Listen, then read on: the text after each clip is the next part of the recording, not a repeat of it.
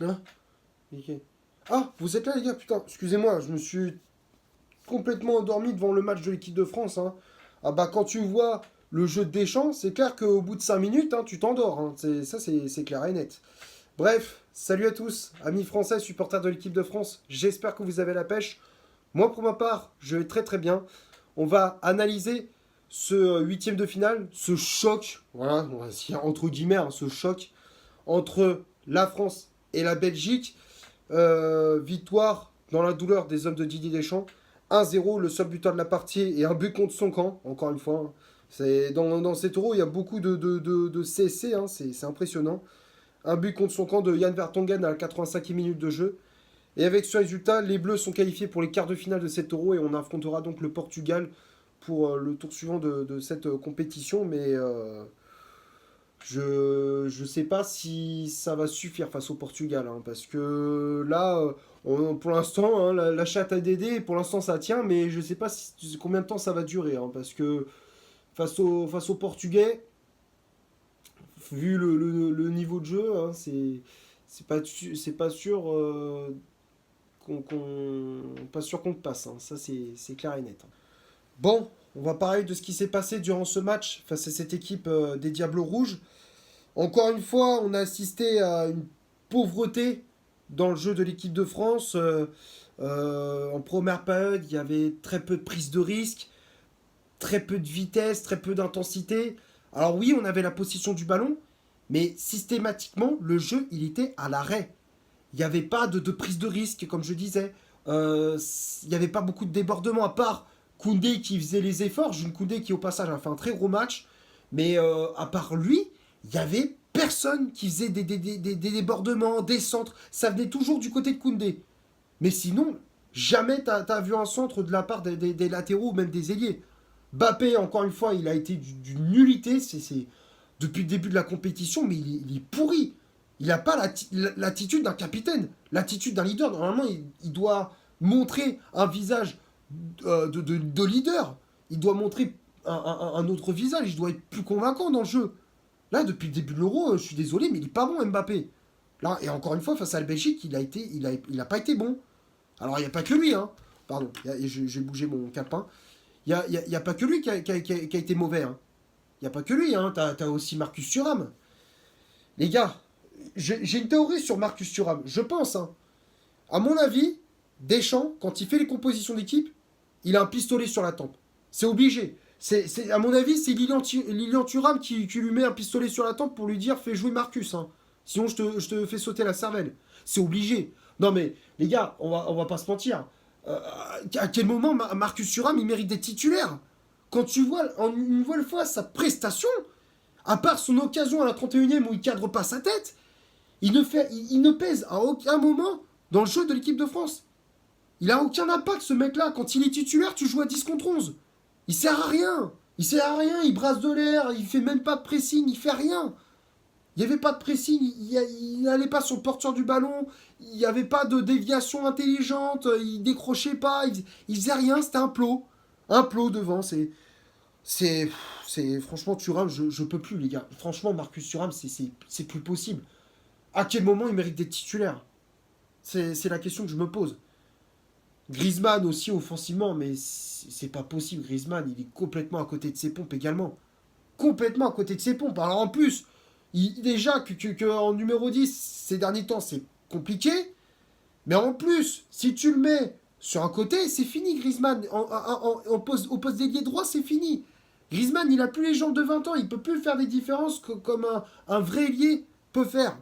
Comme un ailier qui a ses jambes de 20 ans où il fait des différences, il fait des accélérations. Griezmann, il a plus ça, il a plus cette énergie. Il a plus cette énergie de faire des différences sur un côté. C'est Griezmann, c'est voilà, c'est au milieu, c'est voilà, au milieu de terrain, en tant que 8 box-to-box, tu vois, 8 numéro 10, tu vois, dans un 4-3-3 ou dans un 4-2-3 en poste de meneur de jeu.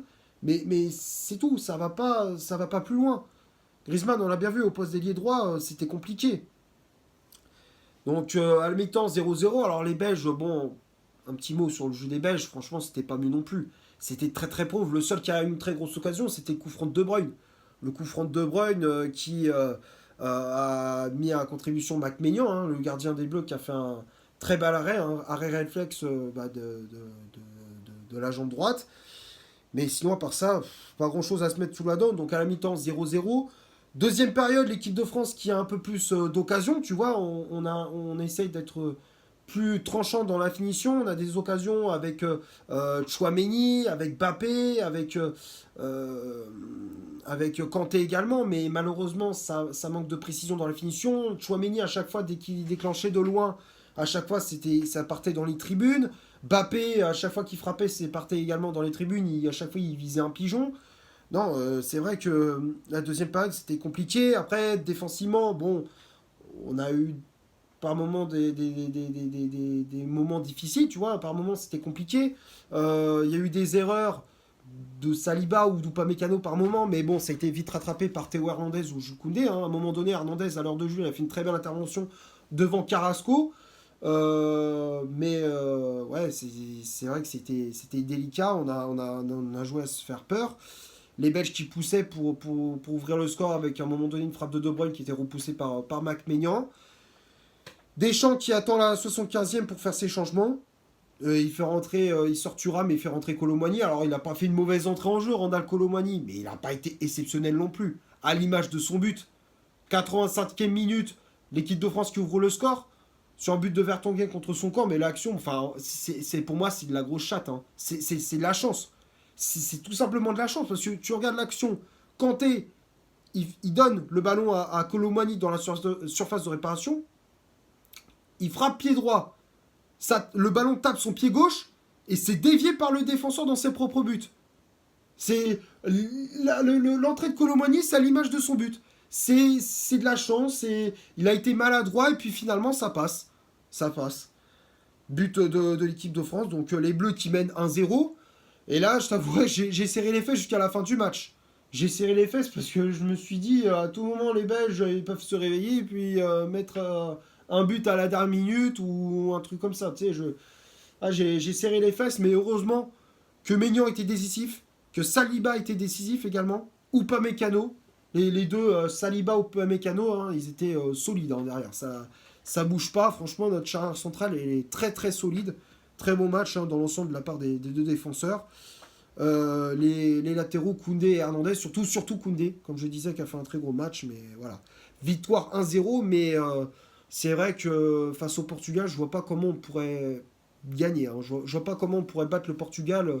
Parce qu'avec l'armada offensive qu'ils ont, alors soit c'est pas non plus exceptionnel, mais bon, t'as quand même Cristiano Ronaldo, hein, le leader, bah, le capitaine de cette équipe. Tu as Bernardo Silva, tu as des Bruno Fernandes, des Vitinha, tu as des Gonzalo Ramos également, João Félix. Enfin bref, tu vois, ils ont une profondeur de banc. Tu vois, et le Portugal, ils ont une très très grosse profondeur de banc. Alors que nous, quand tu regardes notre banc touche, à part Barcola et peut-être à la limite Kingsley Coman qui pourrait essayer de t'apporter quelque chose, franchement, et Giroud, enfin après, t'as Giroud aussi qui peut, avec son expérience, apporter quelque chose, mais sinon, je vois pas comment on pourrait battre le Portugal.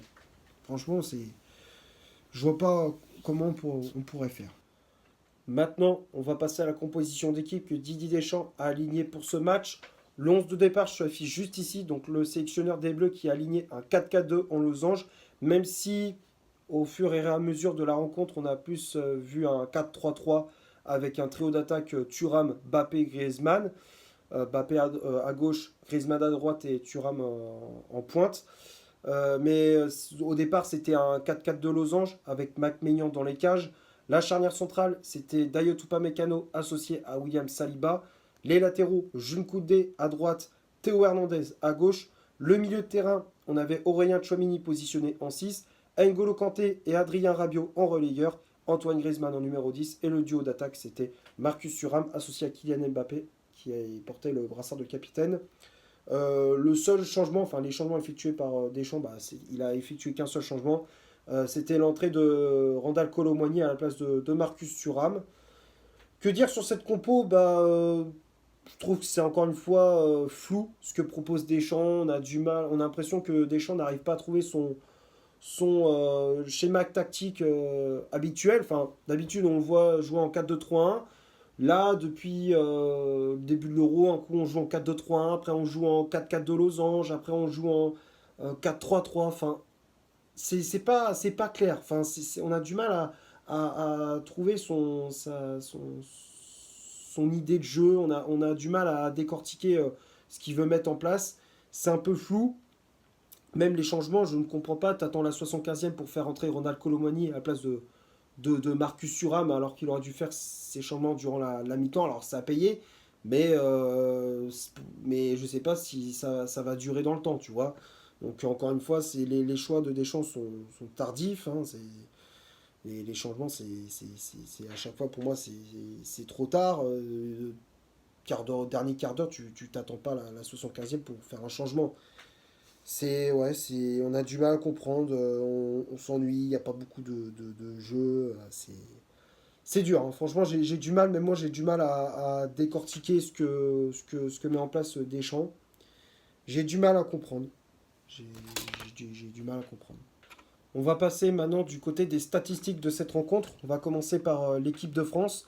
Les Bleus ont eu 55% de possession de balle, 5 corners, 18 tirs au total, donc 2 tirs cadrés, un hors-jeu de signalé du côté des Belges, 45% de possession de balle, 2 corners, 3 tirs au total, donc 2 tirs cadrés, 0 hors-jeu de signalé. Donc quand on regarde les stats, alors oui, l'équipe de France a eu la possession de balle.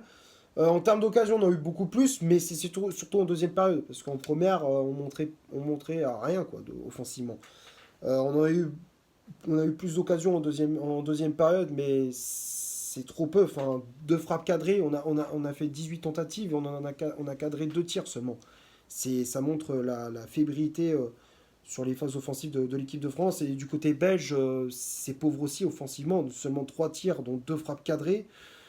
C'est, C'était pauvre, hein. Franchement, les deux équipes m'ont pas spécialement régalé.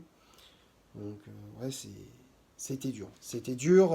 Maintenant, les tops et les flops, hein. On va finir la vidéo avec les tops et les flops de ce match. Comme d'habitude, je te les affiche juste ici. Donc, dans les tops, j'ai bien évidemment mis Mac Maignan, hein, gardien des Bleus qui a été décisif sur sa ligne, hein, qui a fait de nombreux arrêts, que ce soit devant De Bruyne, que ce soit devant Lukaku. Enfin, pas Lukaku, mais ça a été De Bruyne. Enfin, surtout les attaquants, ceux qui ont fait les frappes, hein, surtout face à De Bruyne, il a été décisif. Hein. Mac Maignan, rassurant sur sa ligne, les relances au pied propres, donc rien à dire pour le match de Maignan, c'est pour ça que je l'ai mis dans les tops. J'ai mis également la défense, hein, dans les tops. Koundé qui a été très très bon. Offensivement, il a été plutôt bon. Ses centres, même il pêche toujours un petit peu au niveau de ses centres, mais voilà, il propose, il fait des débordements, il propose des solutions à ses partenaires. Il essaye d'animer le couloir droit de l'attaque de l'équipe de France. Défensivement, il était très costaud, très solide dans ses interventions, il gagnait quasiment tous ses duels. Très bon match de Koundé. Après, Théo Hernandez sur le côté gauche, bon, offensivement, c'était plus compliqué. On voyait qu'il avait du mal à combiner avec Mbappé. Les centres, ils n'étaient pas toujours ajustés. En termes de tir, bah, il ne cadrait pas ses tirs, il avait du mal à cadrer ses frappes. Après, défensivement, il a été costaud, hein. Surtout en deuxième période, il fait ce tacle magnifique, hein, devant Yannick Ferreira Carrasco. Mais voilà, Hernandez, bon, offensivement, c'était compliqué, mais sinon, défensivement, il a été très très bon. Très très bon, rien à dire pour Hernandez. La charnière centrale, ou pas Mécano, Saliba, je les mets dans les tops également. Très solide. Les deux, ils ont été rassurants. Saliba qui a été très très bon, qui a apporté du danger aussi sur les coups de pied arrêtés. Ouais, très bon match des deux défenseurs centraux, rien à rajouter. Le milieu de terrain, Chouamini qui a été plutôt bon, qui est un peu au début de match un petit peu compliqué pour le milieu du Real Madrid, mais il est monté en puissance. Il récupérait des ballons, il se projetait vers l'avant, il orientait le jeu sur les côtés, à droite et à gauche, avec ses transversales. On connaît sa qualité de passe. Après, il a effectué beaucoup de frappes, hein, en dehors de la surface pour apporter du danger, mais malheureusement, ça manque de précision dans la finition. Mais globalement, Chouameni il a fait un bon match au milieu de terrain, c'est pour ça que je le mets dans les tops. J'ai mis également N'Golo Kanté. Alors, même si c'est il est moins brillant que lors des matchs précédents, mais Kanté qui fait encore une fois le job au milieu de terrain, qui récupère, qui se projette vers l'avant, qui va au combat, qui mouille le maillot tout simplement. qui va au combat, qui met de l'agressivité, il attaque, il fait tout. Il fait tout, il attaque, il défend, il récupère, il est partout N'Golo Kanté. On connaît ses qualités et il est indispensable au milieu de terrain des Bleus. Donc c'est pour ça que j'ai mis dans les tops. Rabiot, je l'ai mis dans les flops. Rabiot qui pour moi n'a pas fait un bon match au milieu de terrain, beaucoup de pertes de balles, beaucoup de déchets dans ses passes, pas beaucoup de prise de risque. À chaque fois c'était contrôle, je passe en arrière, ou voilà, dès qu'il avait le ballon, il faisait des passes qui étaient moyennes. Non, Rabiot pour moi il est passé totalement à travers de son match, hein. Il est passé au travers. Donc Rabiot, je l'ai mis dans les flops. Griezmann, pareil, je l'ai mis dans les flops. Sur le coup, déjà, qu'en numéro 10, ces derniers temps, c'est compliqué, mais à droite, c'est pire. À droite, comme je le disais, il fait pas de différence. Comme je dis, il a plus ses jambes de 20 ans, donc bah, du coup, à chaque fois, il se fait rattraper par les défenseurs. Les passes, elles n'étaient pas toujours justes. En termes de combinaison, bah, il avait du mal. Ouais, Griezmann, il est pour l'instant, il est décevant durant dans 7 euros. Comme Mbappé, Mbappé qui a été encore une fois décevant, hein. Offensivement, ses frappes, elles n'étaient pas cadrées, bah, il faisait pas beaucoup de différence, manque de vitesse, manque de percussion. Non, Mbappé, il n'a pas été bon, il n'a pas l'attitude d'un capitaine où il doit justement remotiver ses troupes, relancer ses partenaires, mais voilà, encore une fois, il sombre, hein. Il est comme ses partenaires, il sombre. Donc pour moi, il n'a pas l'âme d'un capitaine, surtout en équipe de France. Je veux dire, même un William Saliba ou un Mac Maignan a plus de leadership qu'un joueur comme Mbappé. Voilà. Alors que ça fait pas si longtemps que Maignan joue en équipe de France, est vraiment un titulaire indiscutable, hein. Depuis que Lloris est parti, c'est lui qui a pris la place, hein. Ça fait pas si longtemps et pourtant il a plus de leadership, hein, même Saliba aussi. Mais bon, voilà, on préfère donner le brassard à Mbappé. Et puis Thuram, encore une fois, catastrophique. Hein. Thuram qui a été transparent, qui a fait aucune différence, à part son coup de tête à la demi-heure de jeu, il n'a rien fait. Il décroche pas, il propose pas de solution à ses partenaires, il joue, il s'implo Thuram, donc c'est pour ça que j'ai mis dans les flops. Kolo Muani, je l'ai mis dans les tops, mais sans plus, tu vois. Il n'a pas été mauvais, mais il n'a pas été exceptionnel non plus, tu vois. Voilà, il a fait une entrée en jeu tiède, bof, quoi. Bof. Voilà, je pense avoir fait le tour pour ce France-Belgique. J'espère que le débrief vous aura plu. Si c'est le cas, vous laissez un énorme like. Tu t'abonnes, tu n'hésites pas à me dire dans les commentaires ce que tu as pensé du match et de mon débrief. Partage la vidéo sur les réseaux sociaux, hein, Facebook, Instagram. Tu connais la chanson, n'hésite pas à faire un tour sur mon compte Instagram. Comme d'habitude, je te l'affiche juste ici. Et d'ici là, portez-vous bien. On se retrouve pour un prochain débrief. Ciao.